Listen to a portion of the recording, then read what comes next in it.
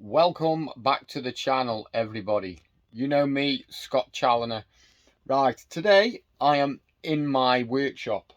I've just been to the builders merchants to get a load of timber. Tomorrow's Friday.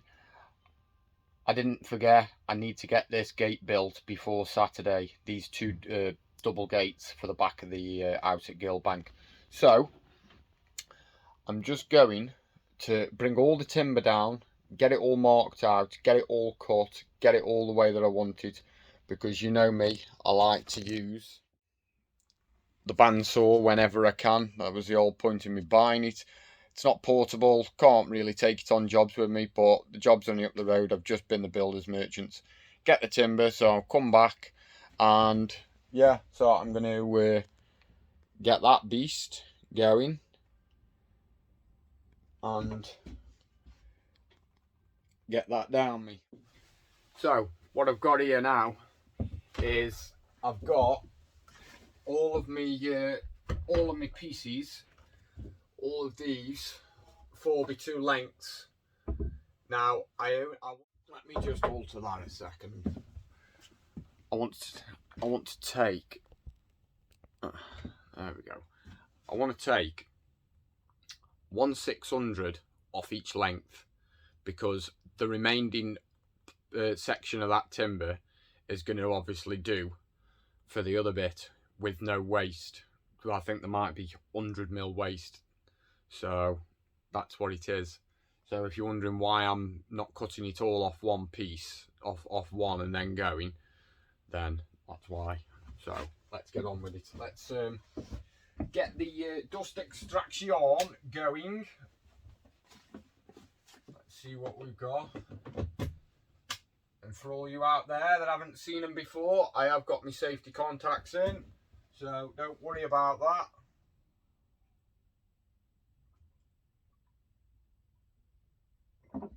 Right, put these squares out the way. As you can see, I'm in a bit of a pickle here with this workshop, because I've got that much timber. There we go. We're up against the stop block. All we're going to do is fire him in, turn him on, top setting. Oh yeah.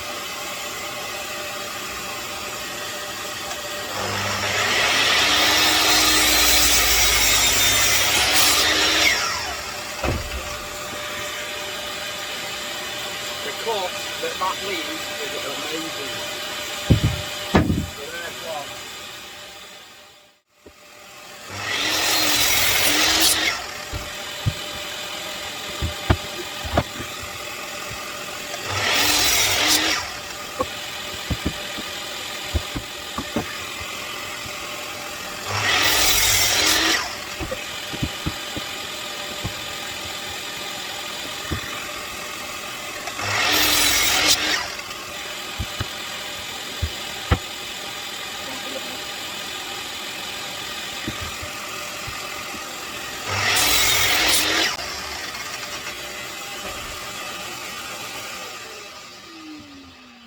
As you've probably just seen when I started cutting them, is the kickback on this saw. It's that powerful, but look at the clearance. You see the clearance I've got at the back of there? I've got no clearance whatsoever. I don't need any clearance because this saw pulls out. Now I haven't got it set to pull out at the moment, because I don't need it to, because this timber's not, it's not wide enough. You don't really need it to. But look at that. I've got full span on that there. It's massive. You can cut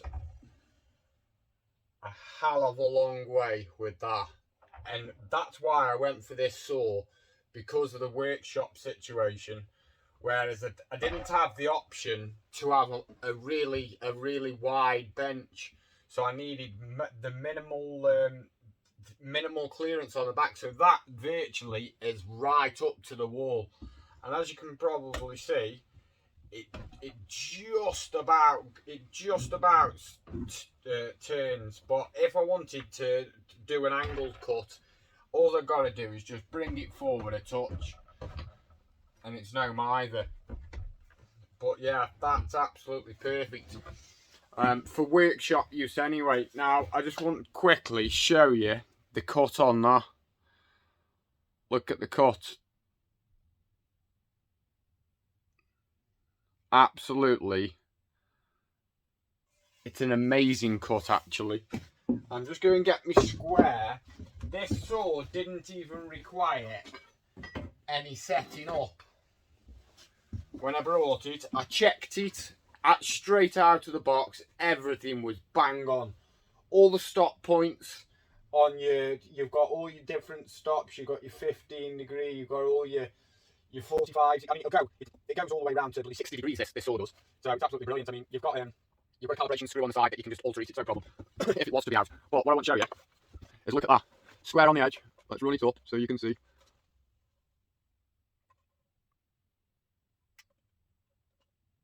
Absolutely bang on. That, for me, that saw is an absolute belter. So now what I'm going to do is, because the width of this timber is 95mm, what I now need is to mark back on every one of these 6 times on these pieces. I need to mark back 95mm, because obviously the timber, these are my supports, 3 on each gate.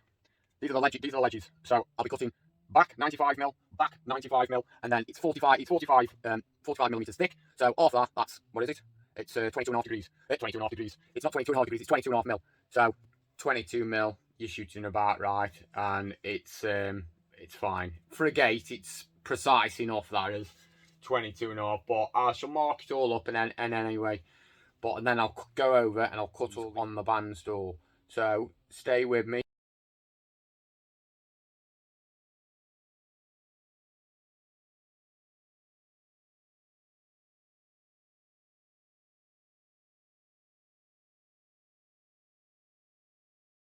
Right, just a quick one. Before I go any further, what I wanted to show you is there's a little clip, a little pin in the end, a little staple rather, of where they've actually put the barcode on. Now, I don't want to go through that with my bandsaw, because if I do that 12 times on these various bits of wood, that bandsaw blade is going to be no good. So all I've got here is a pair of little snips. That's that, straight out. A lot of people perhaps wouldn't be bothered and think, oh well, it's only a little pin. But if you do that however many times, that bandsaw blade isn't made for cutting metal. I mean, it'll cut through it, no problem, but what you've got to think to yourself is, how often do you want that saw blade to be changed, and is it expensive enough already without dulling it on those? So a couple of minutes. There we go. That's the cut. All I've done here now is put another piece of timber out, so as I can actually get across it, because I can't get across the whole piece of timber because it's too close to the fence. So all I've done is put that piece of timber in front, so as I can do these, so as I've got free movement on the saw. You can see what I'm saying. But this saw has actually got a depth gauge. So all I did was mark me 22.5mm down the edge of the timber, and then this little plate here, you can push it over or you can slide it. That there now enables you to use the depth stop. So once that piece of timber now goes down, you'll be able to see it. I'll bring the saw down. There you go. Now we're on the depth. When that runs through, that's bang on half of the timber, 22.5mm. So all I'm going to do now is just shut it, will you? Get on with it. At 22.5mm.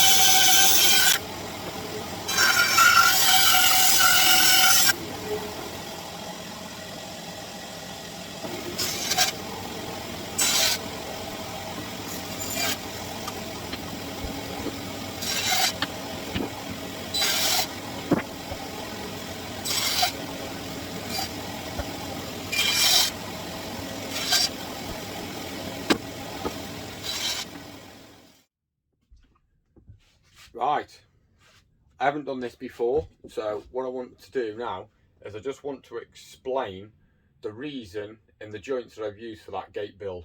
Now, I don't want to teach people to suck eggs or just try and put anything out there, but I think it's quite important really to for people to understand the techniques and the methods behind things and the benefits and the non-benefits and problems that may arise when you actually do things the wrong way. Now, what I want to do is I just want to show you quickly why I haven't used a butt joint method for this gate. So obviously we have the timber coming down like that, and if you put another piece of timber up against this, so this is going to obviously illustrate the upright for the frame, for the obviously for the hinge side. This will illustrate the other side, the other upright for the right hand side of the gate. This will be the top. Mind my drawing because I'm not great at all. Right, so if you're putting a normal butt joint to this side, what you're going to have to do then is you're going to have to either put a lot of people, if you were doing this, you wouldn't put a domino in there or a dowel or anything like that. What they would tend to do is screw straight through the end there. Now what can happen, for one, this frame structure is 4x2 for a start. Now if you screw in to this into this piece of timber to join this piece of timber on, what you're going to have is you're going to have to end up having a really long screw to compensate to get into that piece of timber. Length of that screw would have to be really long for you to benefit going through as a butt joint.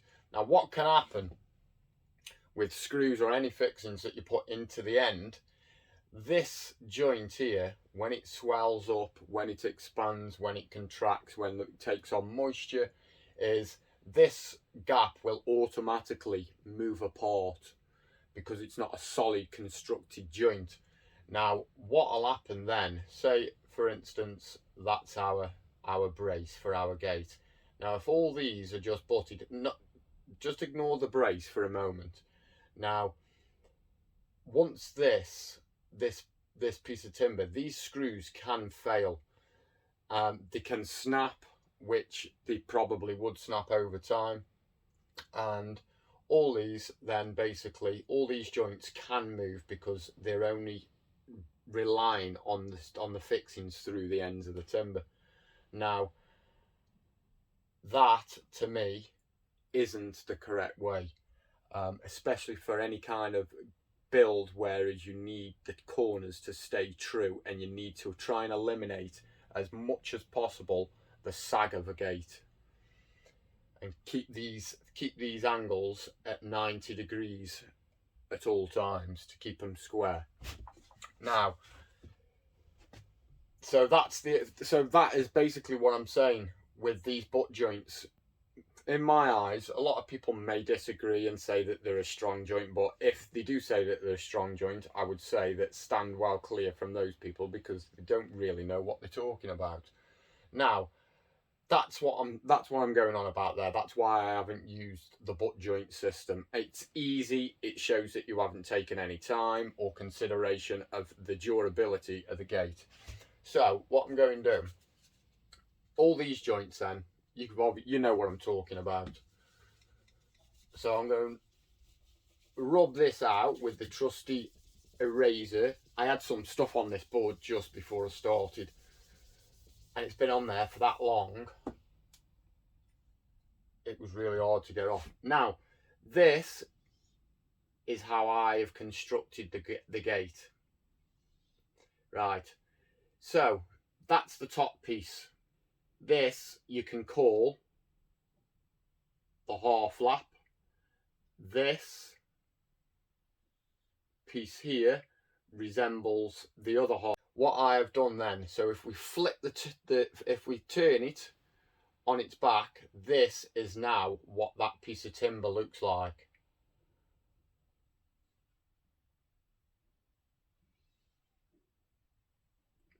So that piece of timber, if you're looking at it as on an aerial view, it looks like that. You're looking at it from the side, it would look like that. Now, say for instance, this piece here would be this piece, and then the other piece, well, no, it's quite difficult for me to actually, well, I'll just show you. Basically, this piece here sandwiches in on top. So once those two lap joints are fixed back together, but at 90 degrees, that means then the shoulders of the lap joint will meet up directly, and that once that is glued and mechanically fixed with either screws or nails or whichever, I prefer to use the glue and screw method, belt and braces approach. So now you've got, so basically this gate wouldn't need to have, in theory, a brace in the middle to stop the sagging.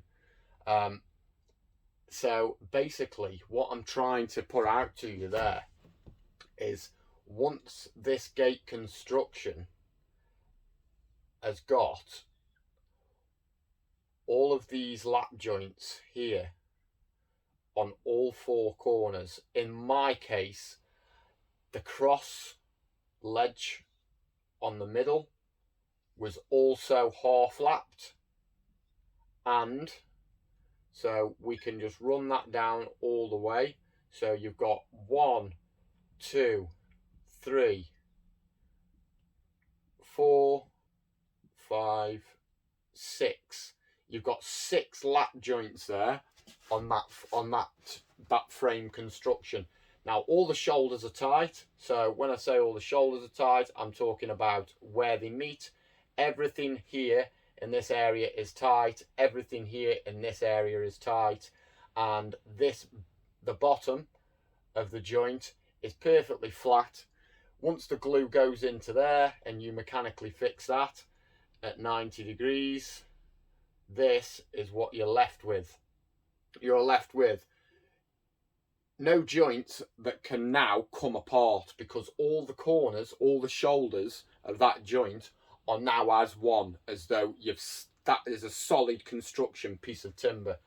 Now, I did put a cross brace in this gate as well, which this piece here, where it butted up to the left hand side of the frame, is butted but mechanically fixed through the bottom, spike through the bottom with 2, and 1 through the back.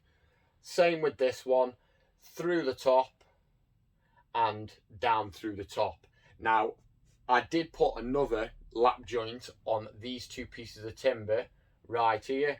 Now, this piece was lapped onto there, that piece was lapped onto there, so there's another 2, 4 lap joints on the center rails, and now we have also got a lap joint here. So 2 half laps makes a solid construction again, which now we have got.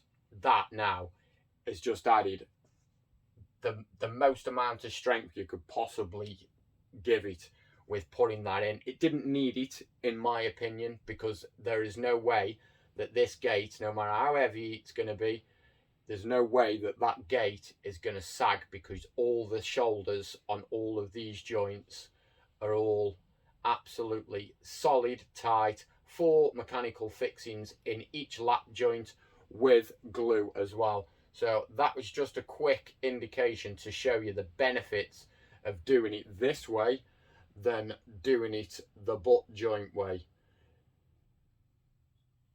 The butt joint way in my opinion, is absolutely useless.